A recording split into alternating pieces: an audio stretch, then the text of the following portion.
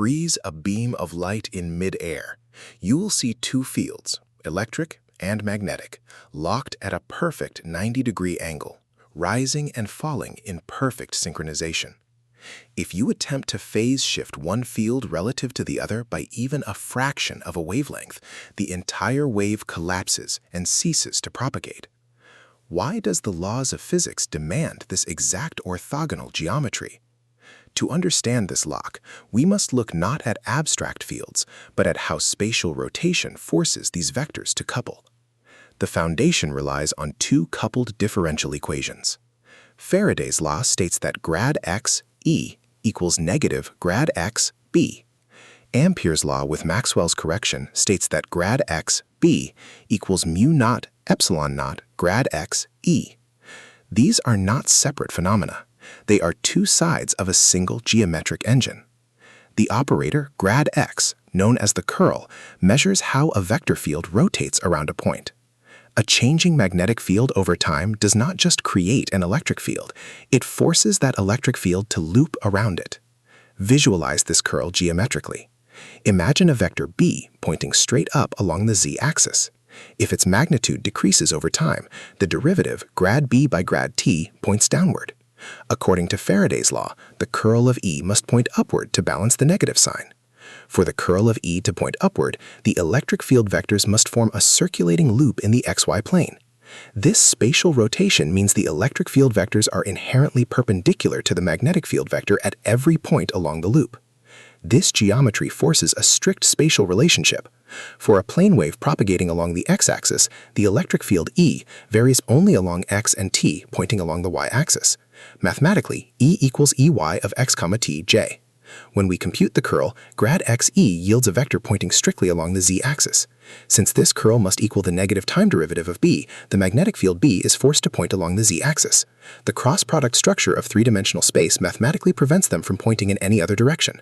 A common misconception is that because one field generates the other, they must be out of phase, like a pendulum exchanging potential and kinetic energy. But in free space, they are perfectly in phase. When the electric field reaches its maximum amplitude, the magnetic field also reaches its maximum. The spatial derivative of the electric field is what drives the temporal derivative of the magnetic field. Geometrically, the steepness of the wave's slope at any point determines how fast the opposing field changes over time.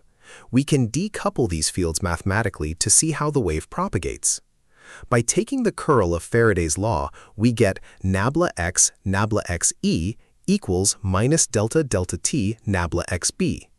Substituting Ampere's law into this expression yields the vector wave equation. Nabla squared E equals mu naught epsilon naught delta squared E delta t squared. This second-order partial differential equation shows that the spatial curvature of the electric field directly determines its acceleration in time, traveling at the speed defined by c equals 1 over square root mu naught epsilon naught. This orthogonal locking also dictates how electromagnetic energy flows through space. This flow is quantified by the Poynting vector, defined as S equals 1 over mu naught E times B. The cross product of two vectors yields a third vector that is perpendicular to both. Because E points along the y-axis and B points along the z-axis, their cross product points directly along the x-axis. The energy does not slide sideways, it is pushed forward along the axis of propagation. What happens when we force these fields into a confined space, like a metallic waveguide? The boundary conditions of the conductor demand that the parallel component of the electric field must be zero at the walls. This bends the fields, forcing them to compromise. The wave splits into transverse electric or transverse magnetic modes. Even when bent, the underlying cross-product mechanics still hold. The energy still flows down the guide, but the wavefronts assume complex, non-planar geometries. The fields also lock in scale.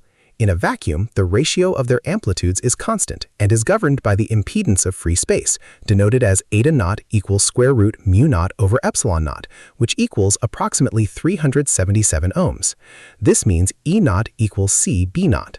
This precise ratio ensures that the energy density stored in the electric field, 1/2 epsilon naught E squared, is exactly equal to the energy density stored in the magnetic field, 1/2 mu naught B squared. The two fields carry equal shares of the wave's total energy. This geometric locking is not just theoretical, it dictates how we build modern technology. Antenna design relies entirely on this spatial alignment. A vertical dipole antenna is designed to interact only with the vertical electric field vector, leaving the horizontal magnetic field to be captured by loop antennas. Understanding this orthogonal vector geometry is what allows us to transmit gigabytes of data through the air without interference, relying on the mathematical lock that keeps electromagnetic waves stable across light years of empty space.